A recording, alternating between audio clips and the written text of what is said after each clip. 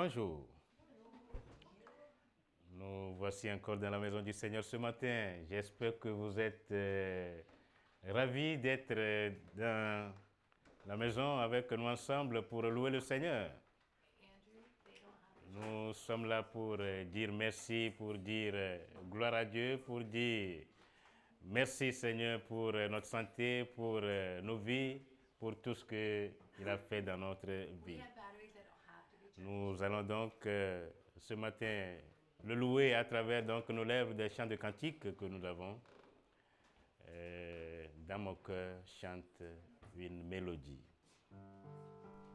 Nous allons donc nous lever, s'il vous plaît.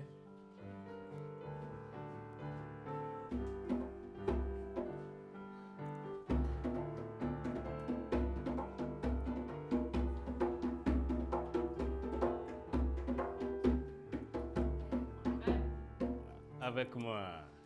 Il est un grand dans le ciel resplendique et qui chante dans mon cœur. L'écho divin sans cesse le redit, c'est le nom de mon sauveur.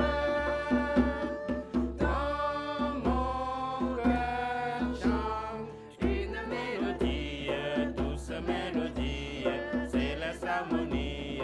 Dans mon cœur chante une mélodie, chant d'amour qui vient des cieux. Jésus, nom suprême, son mélodie, tout racheté l'aime, sur la terre et dans les cieux. J'aime chanter le nom de mon sauveur, celui qui m'a racheté, et je l'exalterai de tout mon cœur, jusque dans l'éternité. Dans mon cœur chante une mélodie, douce mélodie, céleste harmonie. Dans mon cœur chante une mélodie, chant d'amour qui vient des cieux. Jésus, nom suprême, son mélodie, tout racheté l'aime, sur la terre et dans les cieux. Ce nom sera le thème des élus et des anges dans le ciel. Tous rediront le beau nom de Jésus dans un cantique éternel. Dans mon cœur chante une mélodie, douce mélodie, céleste harmonie. Dans mon cœur chante une mélodie, chant d'amour qui vient des cieux. Jésus, nom suprême, son mélodie, tout racheté l'aime, sur la terre et dans les cieux. Alors, je vais vous demander de lire le psaume 77, verset 12 à 14 avec moi. Pardon, Oui, oui. Pas toi. Je me rappellerai des exploits de l'Éternel, me souvenant de tes merveilles d'autrefois. Je méditerai sur toutes tes œuvres et je considérerai tes faits. Ô Dieu, tes voies sont saintes. Quel autre Dieu est grand comme Dieu? Amen. Je loue ton nom éternel.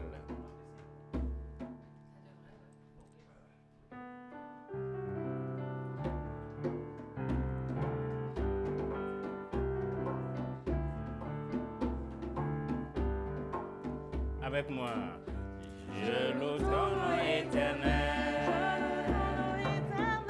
Seigneur, je célèbre ta bonté. Quelle joie tu viens dans moi. Quelle joie tu viens pour nous sauver.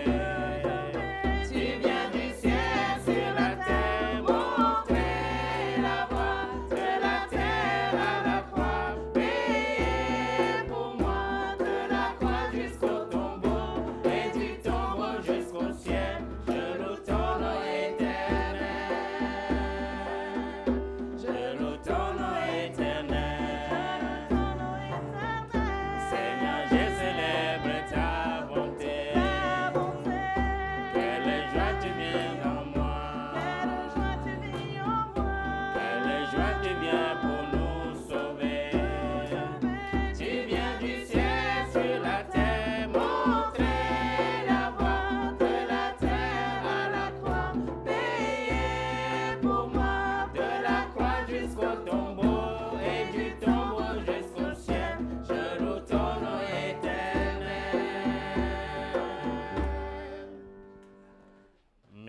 nous allons demander à Amandine de nous donner les annonces.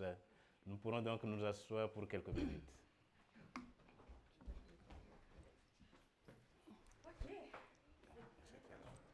Bonjour à tous.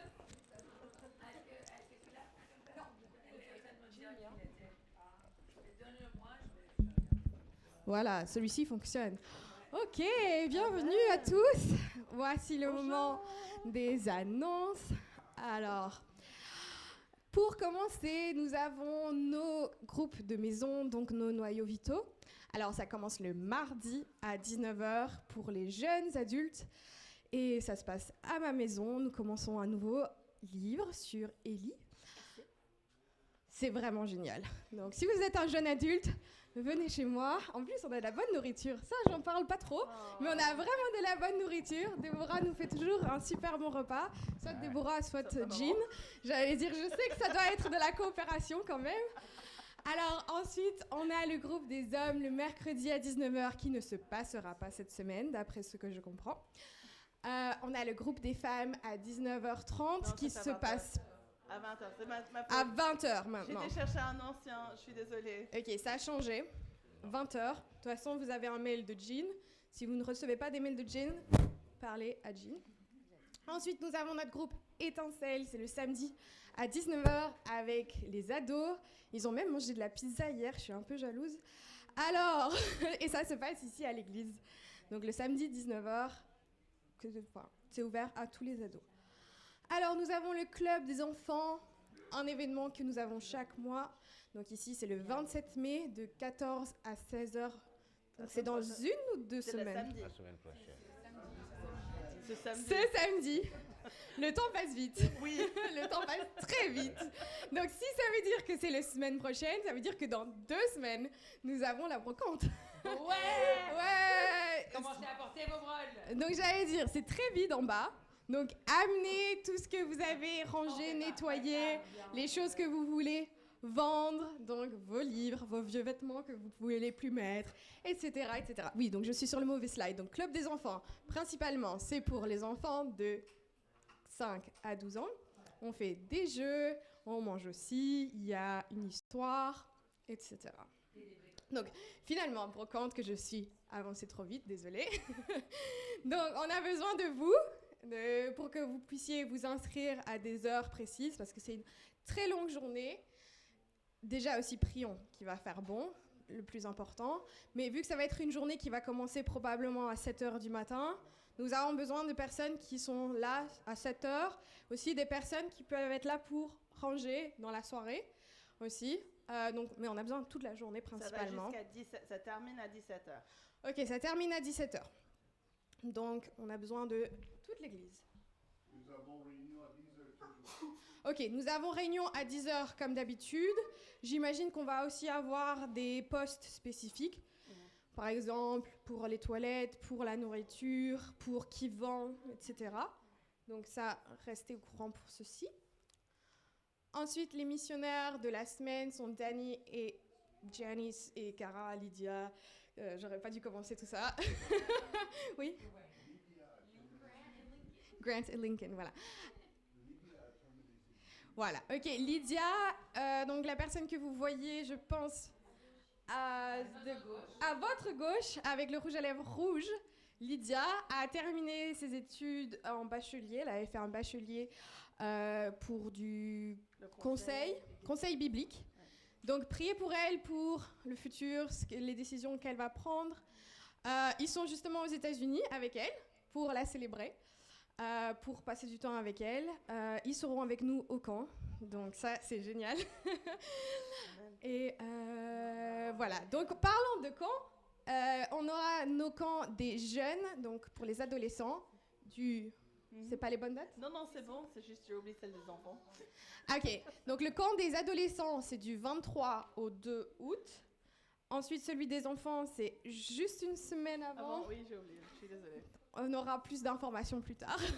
Donc, ça va être sur les dieux en guerre. Ensuite, c'est tout pour moi. Merci, Amandine. Oui, nous remercions donc Amandine pour les annonces. Ok, normalement c'est réglé, Hortense. D'accord. J'avais oublié d'allumer la boîte derrière. Moi, j'allais dire, on n'a pas besoin. Natacha va nous lire Psaume 116, le verset 1. J'aime l'Éternel, car il entend ma voix et mes supplications, car il a incliné son oreille vers moi. Aussi, je l'invoquerai toute ma vie. Amen.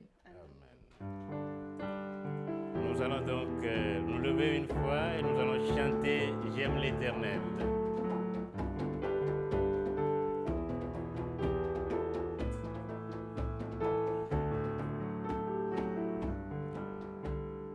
Avec moi. J'aime l'Éternel, car il entend ma voix. Il a planché son oreille vers moi. Je l'invoquerai toute ma vie. J'aime l'Éternel, j'aime l'Éternel. Il a délivré mon âme de la mort, mes yeux de la, mes pieds de la chute. L'Éternel est miséricordieux et juste. Il est plein de compassion. Il est plein de compassion. J'aime l'Éternel, car il entend ma voix. Il a penché son oreille vers moi. Je l'invoquerai toute ma vie. J'aime l'Éternel, j'aime l'Éternel.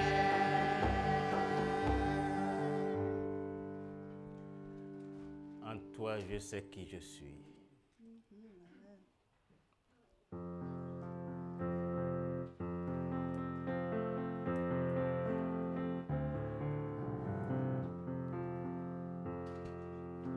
Avec moi.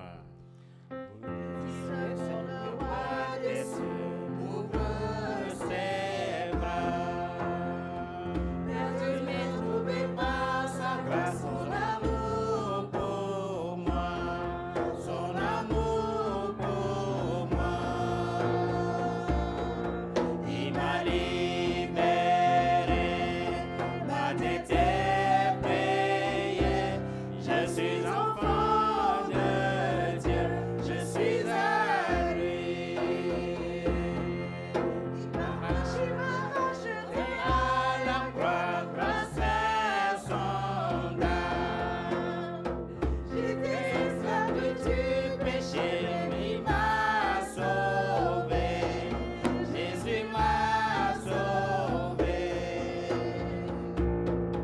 Il m'a libéré, ma dette est payée. Je suis enfant de Dieu, je suis à lui. Et dans sa maison, j'ai trouvé ma place. Je suis enfant de Dieu, je suis à lui. Je suis choisi et affranchi. En toi, je sais qui je suis. Tu es pour moi, pas contre moi. En toi, je sais qui je suis. Je suis choisi et affranchi. En toi, je sais qui je suis. Tu es pour moi, pas contre moi. En toi, je sais qui je suis. Il m'a libéré.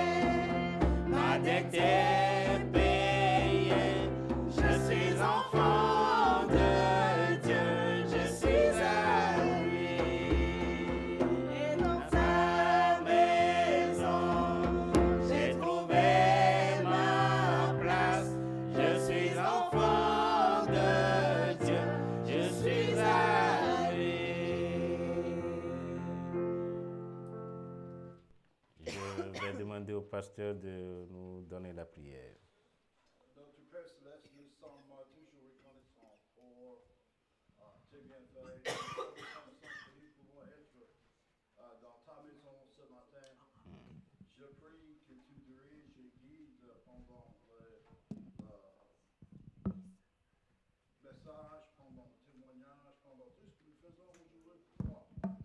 Et nous mettons toutes ces choses dans tes mains. Nous prions ces choses. Au nom de ton Fils Jésus-Christ. Amen. Amen. Amen. Nous allons donc écouter le témoignage des femmes et ce serait suivi aussi donc d'une vidéo, je pense.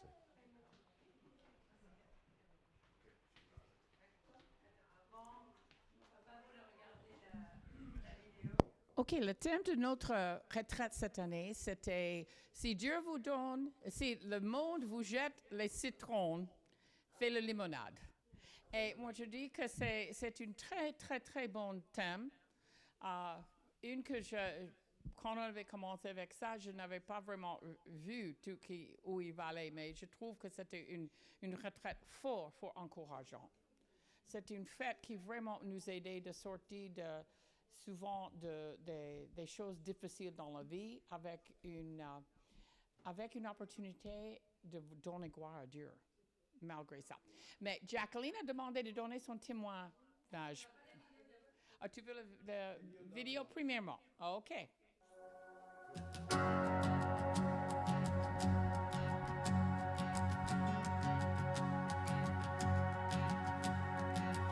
Wie ben ik dat de grootste Heer mij welkom heet. Hij van mij toen verloren was, oh hij houdt van mij. Oh hij houdt van mij. Wie de zon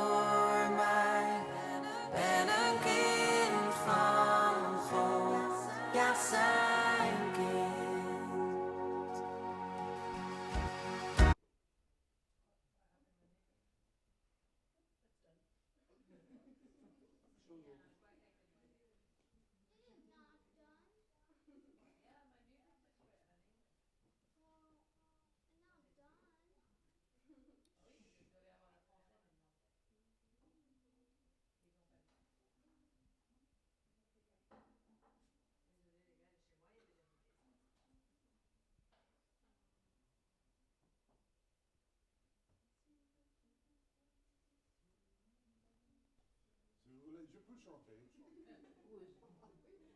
Enfin, c'était la partie que le français devait devoir.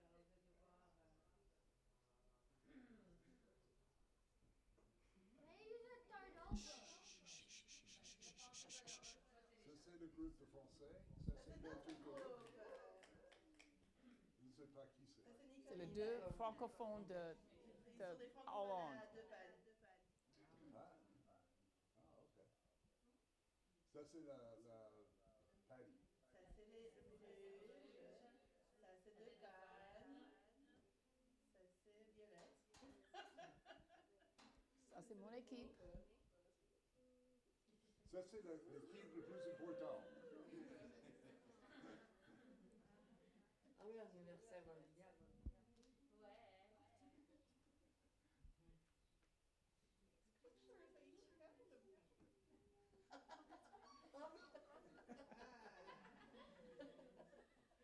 Ah oui, fallait mimer. Guess what that was? I know what it was. It was a guess on I told you shouldn't drink in public. Ah, c'est bien.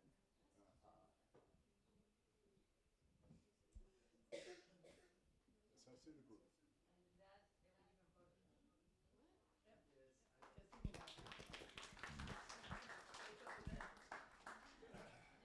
OK, maintenant, c'est le témoignage.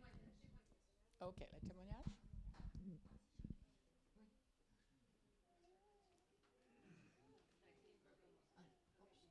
OK. Ça va, ça va. Tu peux tourner. Ah, je dois aller là? She didn't have to go in time. Ok, oh là là là. Tu peux faire de là. C'est quand même grave.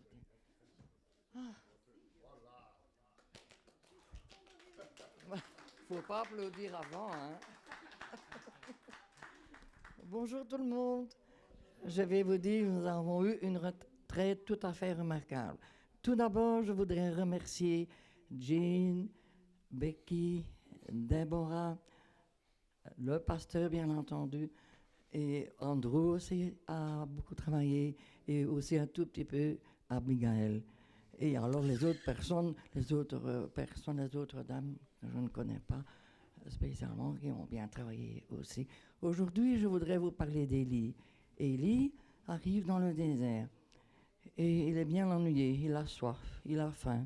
Et il rencontre justement une femme qui avait une petite cruche d'eau en main. « Oh, dit-il, tu veux bien me donner un peu d'eau ?»« Mais non, dit-elle, c'est pour mon fils et moi, je dois aller faire un petit gâteau. »« Allez, donne-moi un petit peu d'eau, j'ai quand même soif. »« Non, écoute-moi, retourne chez toi, fais un gâteau et tu me l'apportes. » La femme le regarde et dit, elle ne dit rien. Elle dit bon, elle retourne à la maison, elle fait le petit gâteau avec l'eau qu'elle avait, avec de l'huile et de la farine. Elle revient sur ses pas donc et elle dit voilà, j'ai pour toi un petit gâteau. Oh merci, dit-il. Tu t'appelles comment? Moi je m'appelle Élie et je suis envoyée de Dieu. Je ne connais pas Dieu, dit-elle. Écoute, en entendant, retourne chez toi et va faire un gâteau pour toi et ton fils. Mais dit-elle, je n'ai plus rien puisque je t'ai donné l'eau que j'avais et le gâteau. Retourne chez toi, fais ce que je te dis. Et la femme retourna chez elle. Quelle ne fut pas sa surprise quand elle vit, il y avait de l'huile dans le pot, il y avait encore de la farine dans l'autre pot et il y avait de l'eau dans la cruche. Ah, elle était tout à fait étonnée, mais émerveillée. Donc elle refait un gâteau pour elle et son fils. Et elle revient chez Élie. Comment se fait-il? Il y avait de tout à la maison. Écoute, c'est Dieu qui m'a envoyé. Tu es envoyé de Dieu. C'est qui Dieu? Car en fait, elle ne connaissait pas Dieu. Alors il lui expliqua. C'est un Dieu, un bon Dieu de miséricorde qui pardonne aux personnes et qui aide beaucoup de personnes aussi, si on lui demande. Et comme elle ne connaissait pas Dieu, eh bien, je suis d'accord. Et je te dis un grand, grand merci. Ce n'est pas moi, dit Élie. J'ai seulement été envoyé par Dieu. Eh bien, remercie ton Dieu pour moi. Et à partir de ce moment-là, elle crut en Dieu. Et je crois que nous aussi, on peut faire la même chose. On peut aussi, si quelqu'un nous demande quelque chose, « Oh, je n'ai rien chez moi aujourd'hui, tu peux m'aider ?» Et je pense qu'on peut dire oui. Oui, d'accord, qu'est-ce que tu as besoin? Oh, j'aurais besoin, mais je n'ai plus de sucre à la maison, tu peux m'en donner un peu? Mais bien sûr, je crois qu'on doit pouvoir aider son prochain. Parce que si on aide quelqu'un, quelqu'un d'autre vous aidera aussi. Et Dieu est toujours avec nous. Même si vous avez beaucoup de problèmes, adressez-vous à lui, et il vous écoutera toujours. Voilà.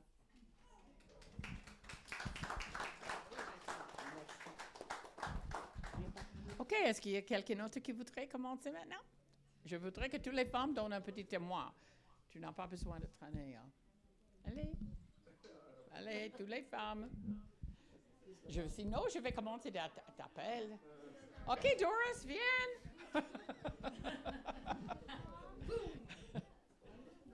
Sinon, tu les amènes tous devant et ils le font à la communauté. Est-ce que tout le monde veut que tout le monde est ici en même temps? Je suis pas encore bien réveillée. Viens tous en même temps avec Doris. Allez, on te soutient, Doris. OK. Je vais sauter. Voilà, on va se soutenir.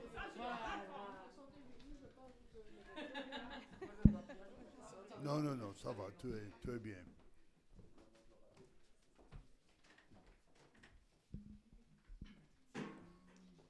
Donc en fait, le thème de la retraite des femmes, c'était quand la vie vous jette des citrons, faites des limonades. J'imagine qu'on est déjà revenu sur le thème. Ce que moi j'ai retenu, c'est que en fait le citron, c'est une épreuve qu'on doit vivre dans nos vies. Et ce qui m'a marqué, c'est que parfois les épreuves arrivent parce que ce sont celles qu'on a, nous-mêmes on est à l'origine de l'épreuve, c'est ce que nous on appelait cueillir des citrons. Parfois c'est des épreuves qui nous arrivent comme ça à cause de notre vie chrétienne, parce que ce sont des tribulations de l'ennemi. Mais la chose la plus importante, c'est comment est-ce qu'on réagit face à l'épreuve. Parce que c'est une certitude qu'on aura des épreuves, ça il n'y a aucun doute maintenant à géométrie variable. Ce qui paraît insurmontable pour quelqu'un peut être risible pour une autre personne. Donc ça, il ne faut pas minimiser le citron que quelqu'un reçoit dans sa vie. Donc on le perçoit différemment. Maintenant, comment est-ce qu'on réagit? C'est est-ce que je suis mon plan ou je suis le plan de Dieu? Et est-ce qu'il en est ressorti du témoignage de toutes les femmes qui sont passées par ces épreuves-là? C'est que c'est une fois qu'on suit le plan de Dieu qui n'est pas toujours évident, on se rend compte que finalement c'est la meilleure solution, et avec le temps, on surmonte l'épreuve. Mais surtout, ça prend du temps. Hein. C'est rarement comme un claquement de doigts et le lendemain tout va mieux. Ça prend un certain temps, une confiance absolue en Dieu, et c'est la clé de la réussite, quoi.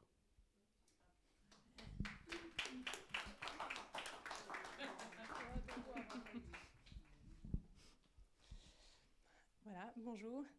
Donc cette retraite a été... je n'ai jamais été à une retraite depuis que je suis dans cette église. Et j'ai été à celle-ci et je pense que j'y ai été amenée parce que j'ai reçu énormément de réponses. On a dit, voilà, quand la vie te jette des citrons, fais de la limonade. J'ai appris que la vie jette des citrons, le Seigneur jette des citrons parfois. Mais il faut le laisser faire la limonade. Ce n'est pas nous qui devons faire la limonade avec les citrons, dont on doit vraiment remettre sa vie en Dieu. J'ai aussi appris que parfois, on va acheter ou cueillir soi-même les citrons. Et là, oui, j'ai été acheter mes citrons, j'ai fait ma limonade. Et je me suis retrouvée dans une situation où j'avais l'impression que je ne pouvais plus rien faire avec ça. Voilà, j'ai été acheter moi-même mes citrons comme une grande. J'ai fait ma limonade comme une grande, et maintenant... Et là, j'ai eu un message que si je me retourne vers Dieu, je peux remettre la situation. Il peut. Amen. Il peut me remettre dans le droit chemin, et ça m'a libérée. Et donc, je me tourne vers lui et je lui demande de faire la limonade et de me montrer le chemin. Vraiment, ça a été une retraite merveilleuse avec des messages merveilleux, et voilà, gloire à Dieu pour ça. Ça, c'est mon témoignage. Merci.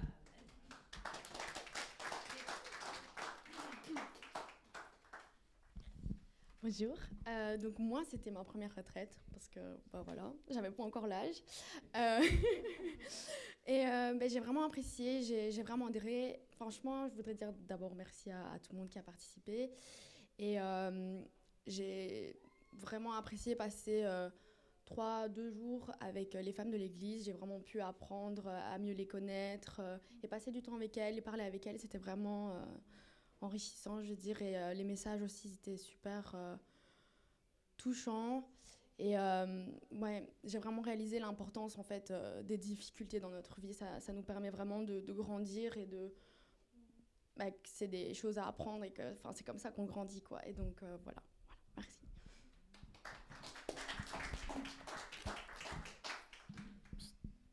Bonjour à tous. Donc j'ai beaucoup apprécié aussi les messages. C'était tellement poignant comme moment, tellement profond. C'était incroyable parce qu'on a vraiment pleuré, rigolé et aussi beaucoup encore pleuré parce que ces fameuses épreuves, quand elles étaient dites, on les ressentait, on les vivait et que ce soit ta sœur en Christ, les gens de l'église que tu connais ou ceux que tu connais pas, c'était poignant et on s'est rendu compte aussi à quel point Jésus nous fortifiait et nous permettait de surplomber ces épreuves. Parce que toutes ces femmes, elles en sont ressorties, adoucies, calmées, rassurées parce que Dieu était tout le temps avec elles. Et moi, ça m'a vraiment frappée aussi, certaines femmes, par quelles épreuves elles sont passées. Bon, je sais qu'on a dit que, voilà, chaque épreuve n'était pas ressentie de la même façon d'une personne ou d'une autre, mais il y a des épreuves, merci Seigneur que je ne les ai pas eues, quoi. Et franchement, donc à la fin, elle disait, une citronnade, quand elle est terminée, elle est douce, elle est bonne, elle est agréable. Et c'est toujours, après une épreuve, c'est toujours qu'après, on ne croirait même pas que cette épreuve a eu lieu, parce que c'est mieux après qu'avant. Donc, même une dame qui a failli perdre son mari, mais vraiment, ça a duré des mois, et finalement, elle est avec lui mieux qu'avant. Donc, c'était vraiment un moment vraiment très, très fort qu'on a passé durant cette retraite. Et aussi, de rencontrer des gens des autres églises, on se rend compte que le Seigneur œuvre partout. Donc, il y a une des dames qui disait son église grandit. Et c'est encourageant pour nous de voir ça. Franchement, parce que quand on est là entre nous, on vit cette vie confortable, on ne se rend pas compte. Et là, c'est vraiment, on se rend compte de tout ça. Et c'était vraiment, merci beaucoup pour et puis quand elles disent qu'elles organisent ça pendant 1 an, bravo, hein, parce que c'était vraiment très très bien. Voilà, je ne sais pas. Je passe le micro. Oui, mais j'ai un micro déjà. Enfin, avoir 2 micros, ça va pas fonctionner. Pour moi, j'étais partie de l'administration, alors pour moi, c'était énormément de travail et malheureusement, tout ce que moi je vois quand on commence, c'est toutes les fautes et toutes les choses qui vont mal et les choses qu'on a laissées à la maison et je n'arrivais pas à le surmonter pour une partie de la conférence. Mais Dieu a utilisé beaucoup de ça pour m'apprendre et pour juste me dire, tu vois, les badges, les décorations sont pas l'importance. C'est les femmes qui sont là. Et je ne sais pas combien de femmes sont venues me voir et dire oh, un grand merci, j'avais besoin de ceci. Ceci m'a touchée. Ça m'a approfondi, ça m'a soulagée, ça m'a rassurée. Et c'était parfait. Tout ce que moi je vois, c'est les fautes. Toutes les choses qui ne vont pas. Mais tu sais, et on apprend après ça. Mais une des choses qui m'a vraiment frappée, c'est que pour pouvoir faire de la citronnade, le citron doit être pressé. Mm-hmm. Et ça doit être pressé à un point où c'est destructif. Mm-hmm. Le citron ne va jamais être la même chose, encore une fois. Chaque petit pulpe dans le citron doit être appuyé dessus jusqu'à ce que ça relâche son jus. Et puis, on peut avoir quelque chose qu'on aime bien. Et puis, on peut avoir cette citronnade qu'on aime bien goûter. Et ça m'a fort marqué, qu'on doit aller à travers quelque chose on ne sera jamais la même encore une fois pour pouvoir avoir les récompenses. Elle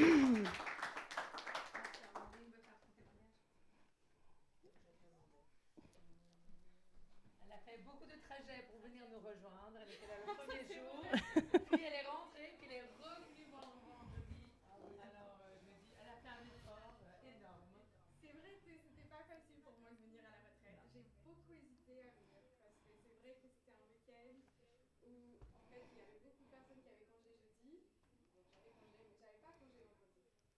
Et donc je suis venue jeudi. J'ai fait la route avec la merveilleuse Nadine qui m'a ramenée à la maison, bien saine et sauve. Donc merci à Nadine encore une fois. Ensuite, j'ai dû aller travailler vendredi. Et puis, après le travail, j'ai dû courir pour prendre mon train que j'ai failli rater à 10 secondes près. Dieu était avec moi. Dieu était avec moi. Sur le moment, ça m'a semblé... je me suis dit, oh, mince, si je rate ce train, comment est-ce que je vais arriver? Mais bon, voilà, j'ai eu mon train, etc. Ça m'a pris presque 3 heures pour arriver. Mais je suis arrivée. Et au final, j'étais tellement reconnaissante de pouvoir avoir passé du temps avec autant de femmes. Je pense que c'était vraiment touchant de pouvoir voir autant de femmes chrétiennes que tu peux passer du temps avec et que quelquefois, il y a des gens que tu connais pas du tout, mais que juste le fait de traverser le couloir ou de juste te balader quelque part, on se regarde et on se sourit parce qu'on est juste simplement contente d'être là, d'avoir des sœurs en Christ, qu'on peut juste... On a une meilleure compréhension, on sait que on a une vie qui est similaire, que quelquefois dans le monde, moi spécialement je suis dans un travail où je suis entourée de personnes non croyantes, quelquefois on se sent vraiment seul dans ce monde et on se sent vraiment mis de côté et que c'est une vie qui est très difficile quelquefois d'être chrétien dans ce monde. Et juste de se dire qu'on avait tellement de gens autour de nous qui vivaient plus ou moins la même chose, c'était vraiment très réconfortant. Donc juste d'être présente, c'était vraiment une bénédiction. Et puis bon, j'ai pu entendre des témoignages qui étaient extraordinaires de personnes que je pense que j'aurais pu jamais parler avec s'il n'y avait pas eu cette retraite. Des personnes que je pense j'aurais pensé avoir aucun point en commun avec et que finalement elles m'ont vraiment touché mon cœur de pouvoir écouter leurs témoignages. Et oui, c'était une retraite qui était vraiment bien, qui était encourageante, que j'ai pu prendre le temps de réfléchir à certaines choses et que je me suis dit, OK, cette retraite, il faut que je puisse rentrer à la maison et il faut que j'en fasse quelque chose. Je ne peux pas juste rentrer et faire comme si j'étais pas là, comme si j'avais pas vécu quelque chose d'aussi important. Et donc là, je me dis que le plus difficile est à venir parce que je pense que j'ai des choses à régler, j'ai des choses à régler avec Dieu et des choses qui ont été vraiment difficiles pour moi, pour lesquelles je n'en parle pas. J'en parle qu'à très peu de personnes. Je ne pensais pas que j'allais faire ceci. Et je me suis vraiment, dans ces moments de tribulation, je me suis même isolée de ma famille dans Christ. Et j'ai réalisé à quel point c'était vraiment destructif d'avoir fait ceci. Et donc je me dis que voilà, je dois revenir à Dieu, je dois revenir à ma famille et je dois reconstruire ce qui a été détruit et en faire de la limonade. Et pas juste rester cette personne, merci, pas rester cette personne qui est dans l'amertume et qui, justement, mon amertume puisse toucher les autres. Parce que ça, c'est vraiment mauvais de dire que, finalement, les tribulations que j'ai vécues affectent les autres dans la façon dont je vis, parce que je vis une vie qui est amère pour le moment. Et donc, justement, maintenant, je dois faire cette limonade, je dois prendre ma vie en main, je dois reprendre ma relation avec Dieu en main. Et donc, voilà, maintenant...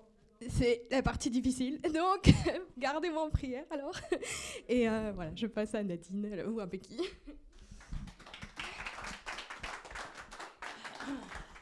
Alors, 2 semaines avant la retraite, j'ai dit j'en ai marre, j'arrête. Tu dis ça toujours. Honnêtement, c'est là, pourquoi est-ce que je fais ceci? J'étais fatiguée. On se sentait mal parce on voulait partir en vacances. Et je me dis, attends, je me sens mal parce que je veux partir en vacances. Et on l'a fait, et puis j'étais malade. Et j'ai fait, Dieu, je ne sais pas pourquoi on fait ceci. Mais du fait que j'avais, on va dire, lâché mes frustrations, j'ai vécu une retraite très paisible comparée aux autres. Et c'est vrai qu'on avait des petits couacs le premier soir, et j'ai fait, tu sais quoi, ça ne veut pas fonctionner, ça ne va pas fonctionner. Et je suis partie, j'étais mangée. Et honnêtement, j'ai passé une retraite vraiment rafraîchissante pour moi. Parce que pour moi, ce qui est important, comme il dit, c'est aussi les relations entre nos femmes. Et je remercie les femmes qui sont venues, parce que c'est décourageant parfois de faire tout ce travail, et puis les femmes de ton église ne viennent pas. Alors je suis là, mince. Mais ils sont venus, et on a vraiment vu comment ils se sont parlé, ils ont passé du temps ensemble, ils rigolaient. J'ai même pu passer du temps avec eux et parler. Et ça m'a rafraîchi. Et Dieu m'a montré. On a eu un temps magnifique. Et c'était vraiment Dieu qui était là. Je suis là. Tout ceci, c'est que du bruit. Je suis là. Et je travaille. Et honnêtement, j'ai fait, OK, Dieu, tu me donnes la force. Je continue. Et c'était un sujet qui était très difficile, comme vous voyez, de parler de comment gérer les troubles, comment gérer quand ça ne se passe pas facilement dans la vie. Et c'était la première fois qu'on se revoyait depuis Covid. Et alors, tout le monde avait les mauvais moments qu'on avait vécus. Et on a pu tous trouver qu'on était ensemble. Et malgré la langue, malgré tout, il y avait des gens qui partageaient cette joie de Christ ensemble. Et ça, c'est encourageant. Moi, je suis devant et je les entends chanter. Et je peux te dire, quand tout le monde chante en 3 différentes langues en même temps, c'est magnifique. J'avais la chair de poule chaque fois. Et moi, je suis là. Si vous pouvez tous venir devant et voir comment c'est. Et Dieu m'a vraiment dit, si tu me le laisses, je peux faire des bonnes choses. Mais tu dois me faire. Tu ne peux pas le faire dans ta force. Et honnêtement, du fait que j'ai laissé Dieu, moi, j'ai vraiment aimé la retraite. Et j'espère que les autres vont revenir l'année prochaine.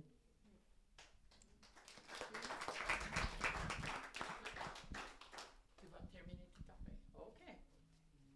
Nadine veut être vraiment le fin-fin. OK.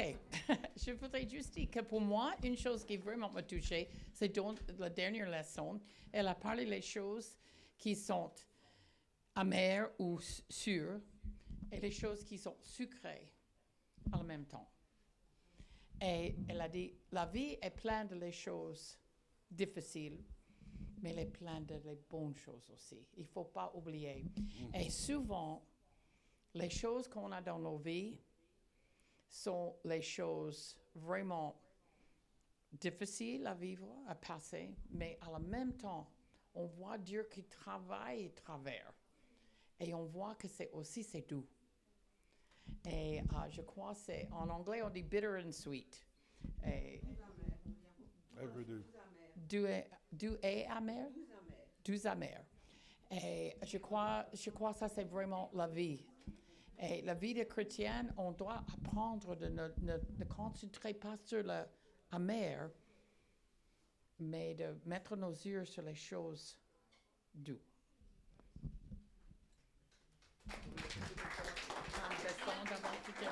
Tu dis? Tu veux que toute la femme descende ou que tu veux rester? Oh, peu importe. Moi, je suis venue avec mes outils. Alors, je suis extrêmement... Tu dois essuyer. Je suis extrêmement émotive, donc j'ai pris mes mouchoirs. J'ai pris mon texte parce que je risque d'oublier la moitié.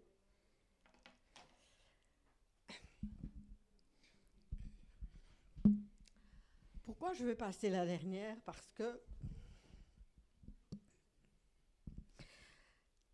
je veux vous montrer le genre de témoignage que nous avons eu. Courage. Le thème de la retraite, vous l'aurez compris, était « Si la vie te jette des citrons, fais-en de la limonade ». Autrement dit, quand on a des circonstances et des moments difficiles dans la vie, il faut en tirer le meilleur parti. Entre femmes de cette église, nous avons beaucoup étudié les femmes de la Bible. Mais si vous me demandiez de m'identifier à une de ces femmes, je vous dirais « je ne sais pas ». arrive Patty Appleby, qui nous parle d'un des caractères du livre de Ruth. Ce n'est pas Ruth, parce que ni comme Ruth, ni comme vous, mesdames, je n'ai trouvé un prince charmant qui soit tombé dingue de moi. Donc, c'est pas ça. Mais par contre, il y a la belle-mère de Ruth, Naomi. Et qu'est-ce que Naomi et moi avons en commun? Je ne suis pas mariée, je ne suis pas veuve, je n'ai pas d'enfants, de beaux enfants, de petits-enfants, j'ai rien de tout ça. Alors quoi? La majorité d'entre vous savent que je m'appelle Nadine. Et Nadine vient d'un mot russe qui dit Nadezhda. Et Nadezhda veut dire espérance. Ok. Pendant mon enfance, mon adolescence et même après, ce prénom Espérance ne correspondait pas du tout à ma vie.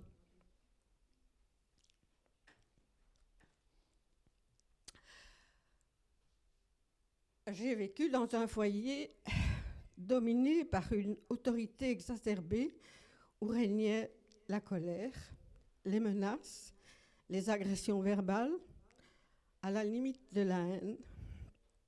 L'espérance ne faisait pas partie de mon futur. Naomi, blessée par la vie, la perte de son mari, de ses 2 fils, voulait qu'on l'appelle Mara, qui signifie amère. Et comme Naomi, mon nom aurait pu être amer. Amère, je l'étais. Et colorique avec ça. Si vous m'aviez vu, du genre à donner des coups de pied dans ma voiture pour un pneu plat. Mes relations avec les autres étaient évidemment affectées, elles étaient extrêmement difficiles par la méfiance, le rejet. Et pourtant, pendant ce temps-là, je ne savais pas que quelqu'un veillait sur moi et me préparait une nouvelle route. Une route encore un peu chaotique par moments, mais nettement plus aplanie. Vous aurez deviné, Dieu était à la manœuvre. Il a toujours veillé sur moi. Tout d'abord, avec la douceur de ma mère, qui vivait le même enfer que moi. Je n'ai jamais compris pourquoi mon père l'a épousée, tellement son cœur était rempli de haine pour elle. Dieu a organisé des événements qui m'ont mené à me soumettre à lui et à me faire comprendre le merveilleux cadeau du salut, de mon salut, par le sacrifice de Jésus. À 33 ans, je suis née de nouveau et j'ai pu récupérer mon prénom, Espérance. Tout comme Naomi, quand sa vie a été changée avec la merveilleuse histoire de Ruth. J'ai appris à avoir confiance en moi, mais aussi, surtout, à avoir confiance dans les autres. Dieu, il est le champion du changement quand vous le laissez faire. Entre la Nadine amère et la Nadine confiante, c'est le jour et la nuit. Bien sûr, il y a parfois des choses dans ma vie que je ne comprends pas, mais au moins je les accepte avec plus de confiance et plus d'assurance. Nous avons besoin de 3 éléments pour faire une limonade. Le citron, pour son amertume, le sucre, pour adoucir cette amertume, et l'eau, sans quoi il n'y aurait pas de limonade, tout simplement. Pour moi, le citron fut mon enfance et ma jeunesse brimée. Le sucre fut la douceur de ma mère. L'eau, ce fut Jésus-Christ, l'eau de vie qui étanche la soif à tout jamais. L'eau est l'élément essentiel de la vie, est un élément essentiel de la vie. Sans eau, on ne peut pas survivre. Mais Christ est l'élément le plus essentiel de la vie. Sans lui, on ne peut tout simplement pas vivre.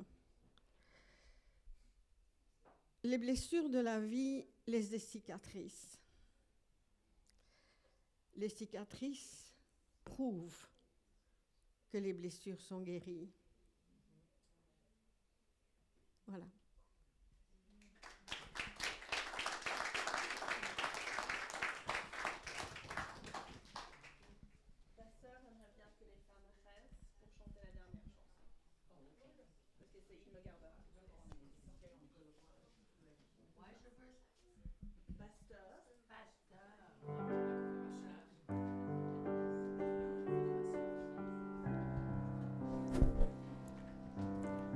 avant même que les femmes puissent, qu'on puisse chanter ensemble, je voudrais remercier toutes les femmes qui ont participé vraiment à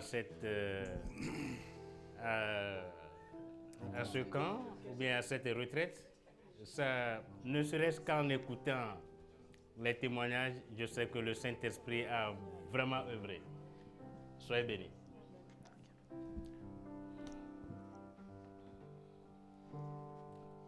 Non? Oui, où il est?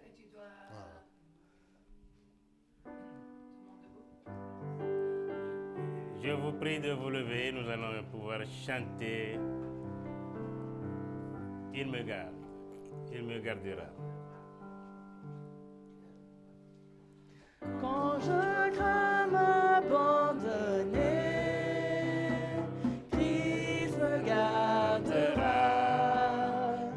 Quand Satan vient me tenter, il me gardera. Sur ce chemin sans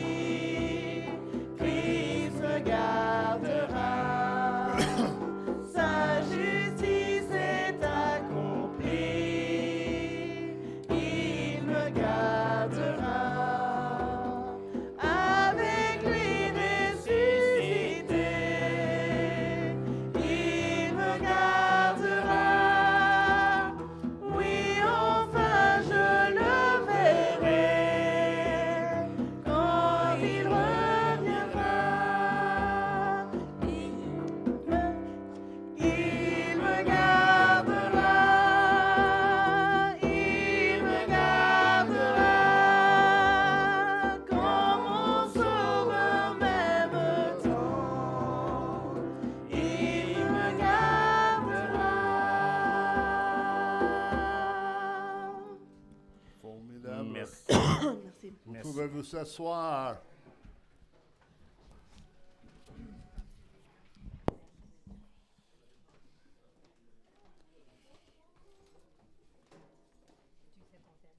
Voilà, voilà, voilà.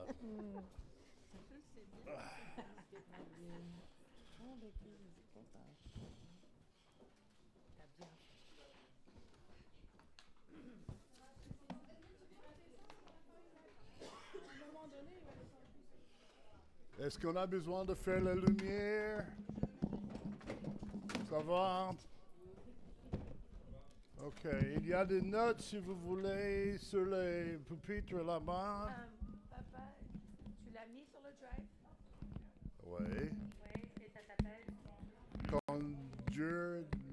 Quand nous ne comprenons pas Dieu. Ok. Quand nous ne comprenons pas Dieu. Tu dois me donner, papa, un petit peu, je vais le chercher.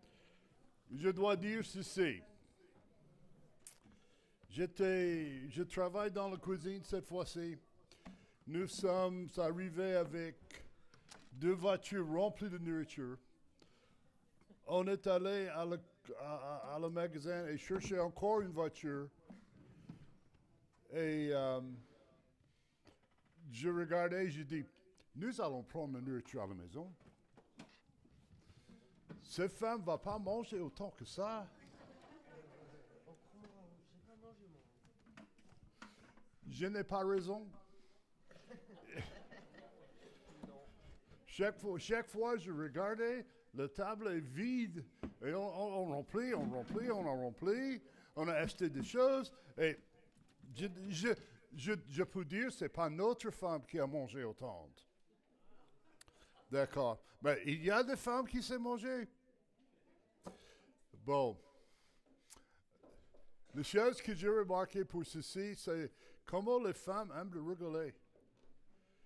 J'ai monté dans la grande réunion une fois et pour dire quelque chose à ma femme, et tout ce que j'ai entendu, c'est les femmes qui rigolent, qui sont joyeux, et je dis, ça c'est une bonne chose. Ça c'est une bonne chose. Alors,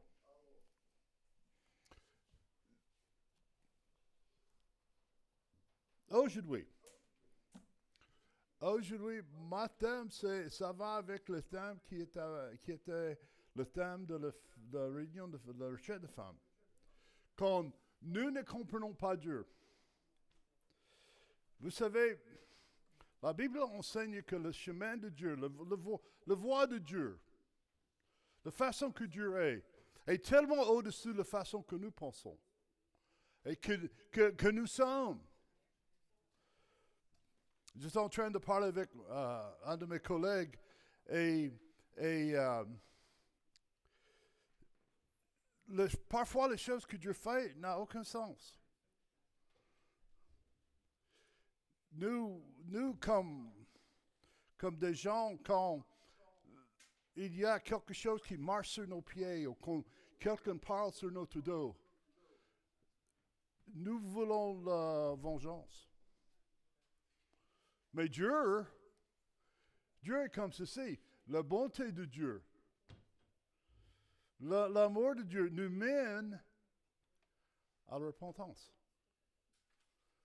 Ça, c'est tout à fait contraire de ce que nous pensons. Et l'autre chose qu'on est en train de discuter, c'est que, vous savez, il y a les gens que Jésus-Christ a guéris pendant qu'il était sur terre.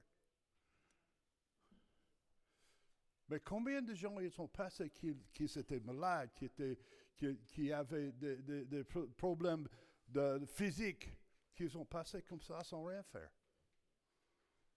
Pourquoi? Il a guéri ça et non pas guéri des autres. Il y a réponse de ça. La réponse, c'est le plan de Dieu. Et souvent, nous trouvons que les gens que Jésus-Christ a guéris, c'est les gens qui sont venus à lui et qui demandent la guérison. Mais il y a certains qui sont cherchés.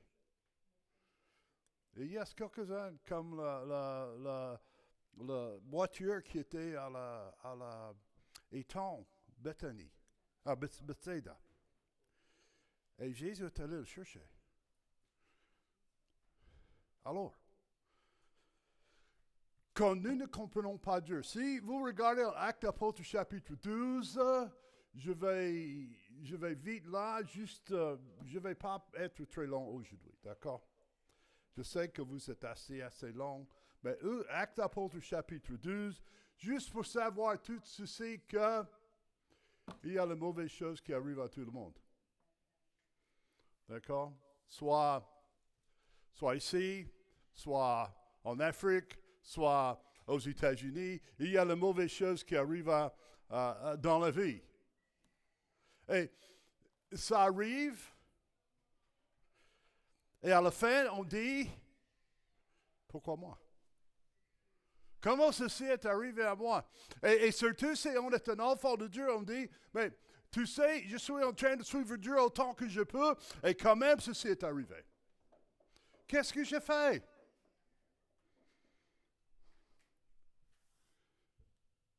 Les choses difficiles arrivent à tout le monde. Alors, qu'est-ce qu'on va faire? Est-ce que Dieu est toujours bon? Bonne question. Est-ce que Dieu est toujours bon ou est-ce que Dieu est uniquement bon quand il est en train de me bénir? Quand il est en train de verser sur moi une bénédiction que je ne peux pas supporter? Est-ce que Dieu est bon à ce moment-là? Oui. Mais si je suis dans le train à Rome et j'arrive à une caissière quelque part pour boire une tasse de café et je regarde mon portefeuille et il n'est plus là, c'est arrivé à moi. Est-ce que Dieu est toujours bon? À ce moment-là, frustré? Oui, j'étais frustré.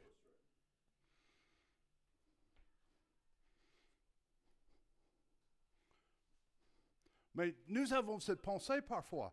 Dieu est bon uniquement quand les choses c'était bien, quand ma vie est rose, quand le soleil brille.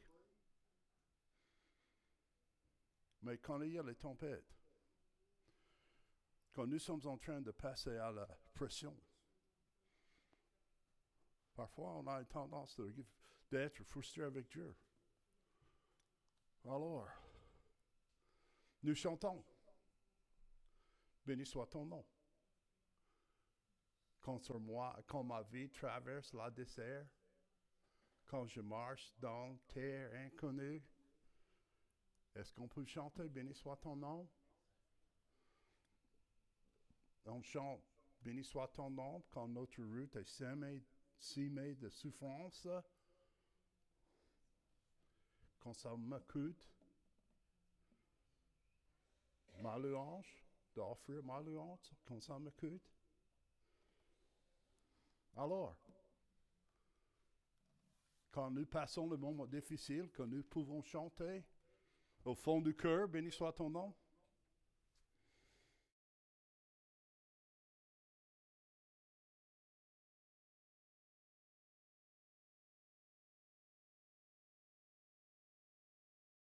Juste pour vous montrer, il y a la catastrophe partout dans le monde.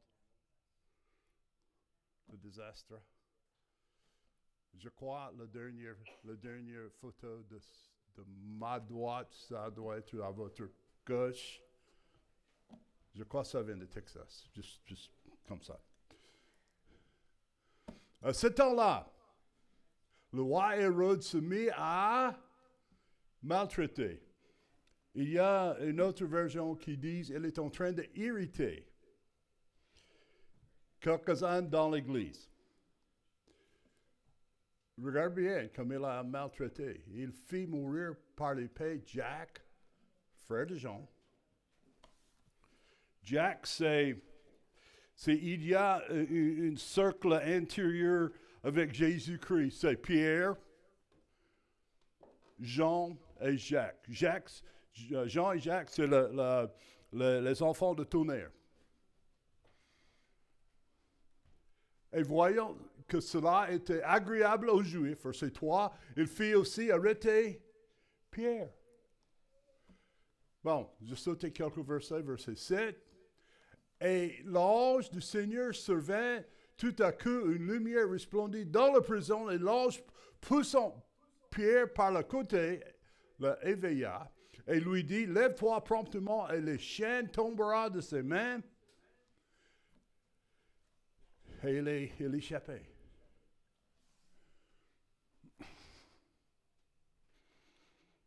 Alors, Pierre, Jacques, est-ce que Dieu aime Pierre plus qu'il aime Jacques? J'étais en train de parler avec Pastor Wood, il a dit non. Et actuellement, il aimait Jacques plus qu'il aimait Pierre parce que Pierre est resté sur terre et Jacques est allé directement au ciel. Mais souvent, on ne pense pas comme ça. Alors, pourquoi? Pourquoi Dieu a fait comme il a fait? Est-ce que l'Église a prié plus pour Pierre qu'il a prié pour Jack? Non. Ces hommes qui ont marché avec Christ, qui étaient autour de lui tout le temps. Ils ont vu les choses que nous n'avons pas. Alors, pourquoi Dieu a laissé Pierre vivre et que Jack meurt? C'est le plan de Dieu. Ça, c'est la seule réponse. C'est le plan de Dieu. Alors, qu'est-ce que ça veut dire tout ça pour nous? Quand nous ne comprenons pas Dieu, il y a certaines choses que nous devons mettre au point. Si vous êtes en train de faire des notes, maintenant, ceci, c'est numéro 1. D'accord? Dieu nous aime. Il ne faut jamais oublier le fait. Malgré où nous sommes dans notre citron, malgré tout ce que nous sommes en train de faire dans notre vie, malgré la tempête, malgré tout ce qu'il y a, Dieu nous aime. Il ne faut jamais oublier que toutes choses concourent bien de ceux qui aiment Dieu. Il ne faut jamais oublier que Dieu a tant aimé le monde qu'il a donné son Fils unique afin que quiconque croit en lui ne périsse point, mais qu'il ait la vie éternelle. Dans cette période de temps, nous pouvons avoir la certitude que Dieu nous aime. J'ai compté cette semaine. Non, je n'ai pas compté. Il y a 8 milliards de personnes dans le monde.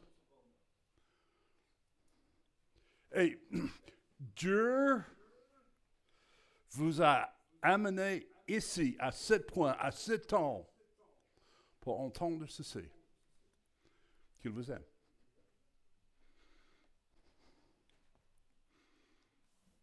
Avec tous les différents messages au monde, comment prospérer, comment savoir l'avenir. Une chose que vous pouvez comprendre, Dieu veut qu'il vous sachiez avec tout ce qu'il peut faire. Car Dieu a fait éclater son amour envers nous. Lorsque nous étions encore des pécheurs, Christ est mort pour nous.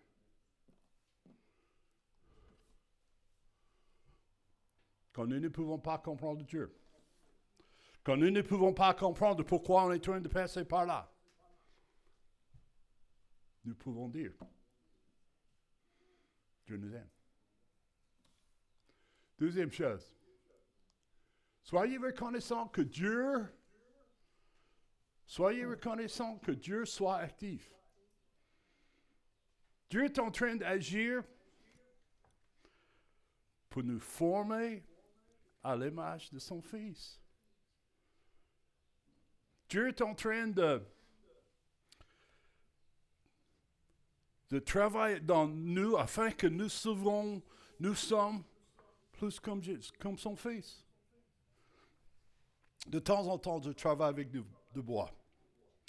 Et parfois, quand je fais tout ce que j'ai besoin de faire, le bois il n'est pas lisse. Alors, je prends de papier comme ça et je commence à j'ai gratté et fur et à mesure que je travaille mon papier sur le bois, ça devient lisse. Que ça devienne comme ça doit être. Parfois, c'est ce que Dieu est en train de faire pour nous. Il est en train d'enlever les choses que nous n'avons pas besoin.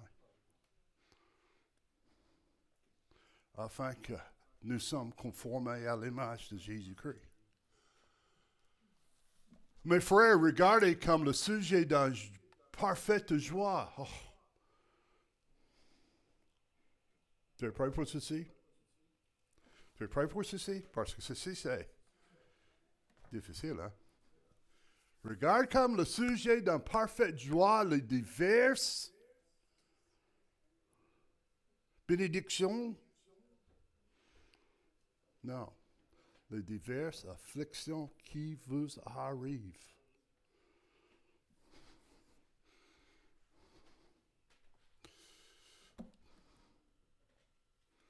Numéro 3. Sachant que l'épreuve de votre foi produit la patience. Ça, c'est pas numéro 3. Ça, c'est le verset suivant, Jack. Mais il faut que l'ouvrage de la patience soit parfait afin que vous soyez parfaits et accomplis en toutes sortes qu'il ne vous manque rien.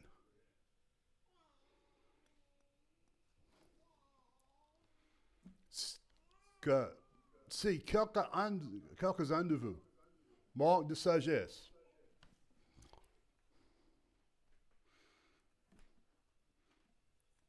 sois honnête. Est-ce que vous avez jamais pensé que vous n'avez pas la sagesse que vous avez besoin de faire dans toutes les situations de votre vie? Qu'il demande à Dieu, qu'il le donne à tous libéralement, sans rien reprocher, et elle lui sera donnée. OK. Sois honnête. On agit souvent. On décide de faire quelque chose souvent. Et puis après, on a fait, qu'est-ce qu'on dit? Dieu bénit ce que je viens de faire. Bénis la décision que j'ai déjà faite. Et je n'ai pas prié avant que je fasse cette décision. Mais maintenant que je fais cette décision, j'ai besoin que tu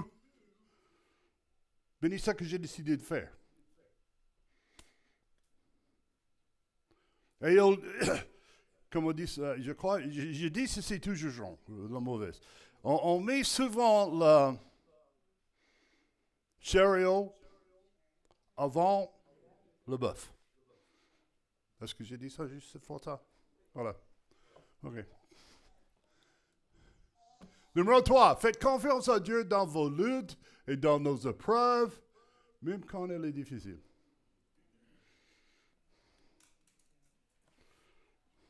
Dieu nous montre des choses. Dieu nous montre la vérité. Dieu nous montre comment il faut agir. Ayez confiance en Dieu, même quand c'est difficile.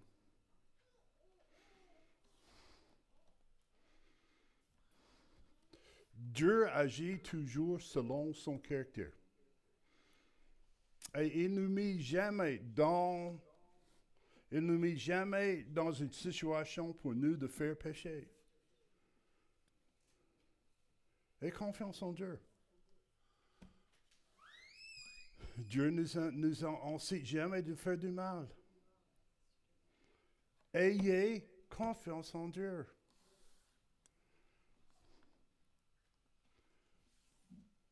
Il y a une chose certaine, Dieu nous savons. Dieu savait notre caractère. Il savait qui nous sommes. Mettez ça dans ses mains. Dieu a un plan. Son plan, c'est sa volonté. Afin que nous soyons conformés à l'image de son Fils. Et qu'on ne manque de rien. Alors, suivez le plan de Dieu. Car nous sommes son ouvrage, ayant été créés en Jésus-Christ, pour être méchants, mauvais et en colère. Est-ce que ça dit ça? Pas du tout. Dieu a nous créé de faire les bonnes œuvres pour lesquelles Dieu nous a préparés. Il a pris les choses pour gratter sur nous, afin que nous soyons lisses, afin que quand il faut, nous sommes prêts à faire des bonnes œuvres.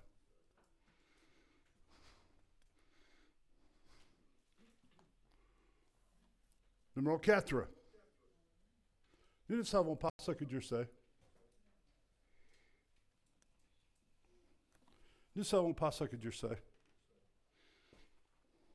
Combien de fois on prie pour des choses et puis ça n'arrive pas. Et à la fin, on regarde en arrière et on dit, « Oh, je suis content que ce n'est pas arrivé. » Est-ce que vous avez jamais fait ça? Moi, oui. Moi, oui. J'étais certain que c'est la volonté de Dieu que je fais ceci. Mais j'ai prié toujours à la fin de mes prières que ta volonté soit faite. Et Dieu dit, non, on ne va pas faire ça. Et à la fin, je dis, oh Dieu, je suis content que ce n'est pas ça.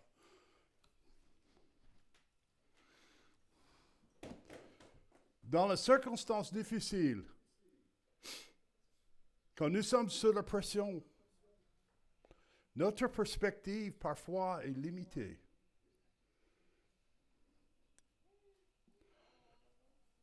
Quand nous sommes en douleur, physiquement ou spirituellement, on ne voyait pas ce que Dieu voit.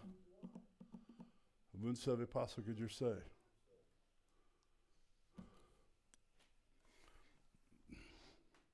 Une phrase que nous disons souvent en anglais. Ne remettez pas en question dans l'obscurité ce que vous avez clairement dans la lumière.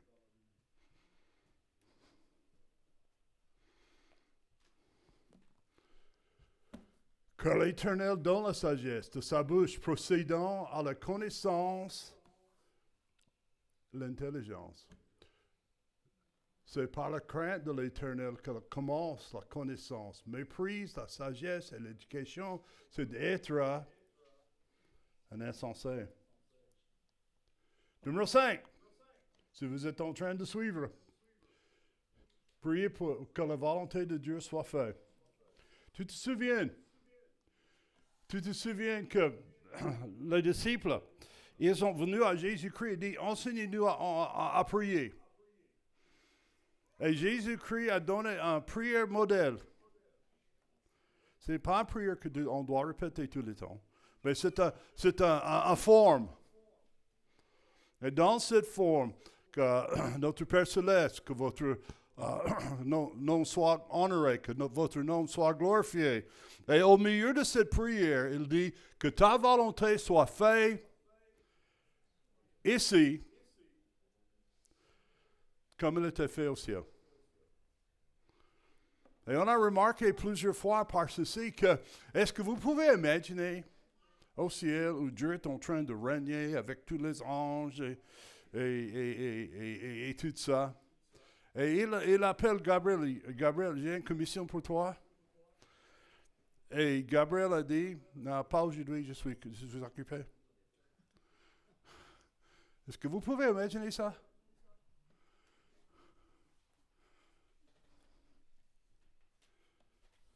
Mais combien de fois dans notre vie,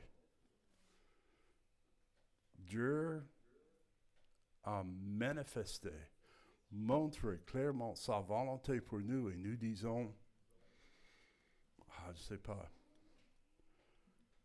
Je ne sais pas. Notre prière doit être que la volonté de Dieu soit faite. Dans les épreuves, on a besoin de prier pour la volonté de Dieu soit faite. Dans la bénédiction, on doit prier que la volonté de Dieu soit faite.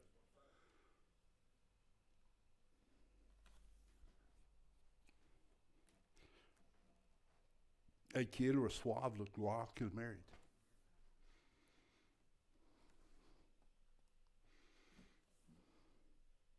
Alors, quand nous prions pour la volonté de Dieu d'être faite, nous sommes en train de prier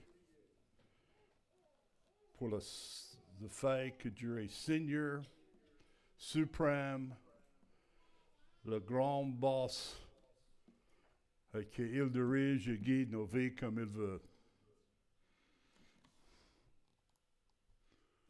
Alors, numéro 6. Probablement le plus difficile. Se mettre, recevoir, apprenez et aimer. Quand nous ne comprenons pas Dieu, et les choses ne sont pas comme nous pensons que ça doit être, on doit recevoir ce que Dieu a pour nous. On doit se mettre. Je crois que c'est Pierre 5, 4, quelque chose comme ça. Soumettez-vous de Dieu. La nécessité pour nous d'être humbles devant Dieu en tout ce que nous faisons. Recevez l'enseignement qu'il a pour nous. Je crois que c'est Einstein qui a dit de répéter la même chose, de la même façon, de la même situation, et penser qu'on va avoir les différentes conséquences ou résultats. Quelqu'un qui fait ça, c'est un insensé.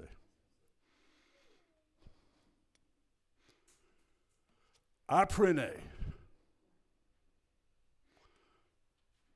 Et je dis ceci, cette semaine, on était en train de travailler dans la cuisine. Andrew travaille avec nous. Je lui ai donné une machine. Il n'avait pas de moteur. Mais il avait une lame. Et j'ai dit, fiston, fais attention, ne coupez pas ton doigt. Et j'ai tourné mon dos, et j'ai commencé à travailler avec la machine à café, et j'ai entendu, aïe, aïe, aïe. Et il y a le sang partout.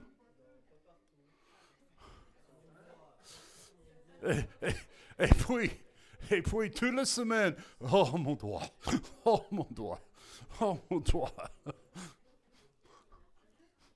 Apprenez. Et puis, on aime Dieu.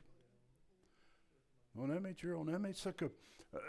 même quand on n'aime pas les circonstances, même quand on ne peut pas aimer les gens autour de nous, nous pouvons aimer Dieu. Soumettez-vous donc à Dieu, résistez au diable, il fuira loin de vous. Notre objectif doit être et de faire la volonté de Dieu. Dernière chose. Si vous avez suivi jusqu'à maintenant, c'est la dernière partie.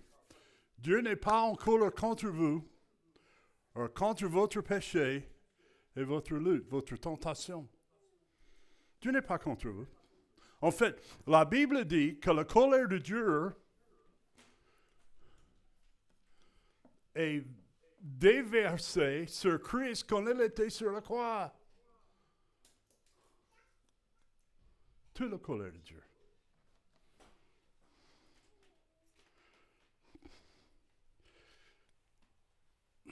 En Jean 1:9, c'est que nous confessons nos péchés. Il est fidèle de nous frapper et de nous punir et de marcher sur nous et de dire, je vous ai dit de ne pas faire ça. Dieu n'est pas comme ça. En fait, la Bible dit, si nous confessons nos péchés, qu'est-ce qu'il a fait? Il est fidèle de nous pardonner et nous purifier de toute iniquité. Pourquoi? Parce que son colère, la colère de Dieu était versée sur son Fils, qui est devenu péché pour nous, afin que nous pouvons avoir la justice en lui. Quand nous ne comprenons pas Dieu, n'oubliez pas qu'il nous aime. Quand nous ne comprenons pas Dieu, nous avons besoin de prier, que la volonté de Dieu soit faite. Quand nous ne comprenons pas Dieu, on est content que Dieu est actif en train d'agir pour me faire ou de former l'image de son Fils.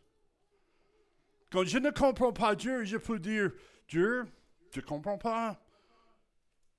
Vos façons, vos chemins étaient au-dessus de mes chemins. Mais je peux recevoir, je peux me soumettre, je peux recevoir, je peux suivre ce que vous avez pour moi. Je peux vous aimer.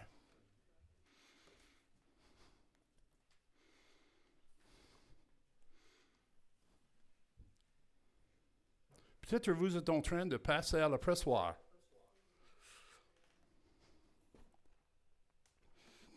Peut-être votre vie est remplie de citron. Et vous pensez que Dieu est en train de vous passer à la pressoir afin que vous pouvez devenir limonade, citronnade. Cette semaine, les femmes ont fait une expérience. Ils ont fait la citronnade. Ils ont fait la citronnade sans sucre. Un peu de sucre. Et plus que sucre. Plus. Beaucoup plus sucre. Sucré. Tu sais, la citronnade sans sucre, c'est terrible. Ça, c'est ça que les femmes ont dit, pas moi. Hein? C'est pas bon. Mais trop sucré, c'est pas bon non plus. Mais un peu, ça marche bien. Peut-être ça, c'est ça que Dieu est en train de faire pour vous. Peut-être ça, c'est la façon que Dieu travaille dans votre vie. Et la question doit être posée. Est-ce que je vais laisser Dieu travailler en moi? Oui. Est-ce que je vais me fâcher, rebeller, tourner mon dos à Dieu? Ça arrive toujours. Question pour vous. Qu'est-ce que vous allez faire? Qu'est-ce que Dieu est en train de faire dans votre vie? On va prier.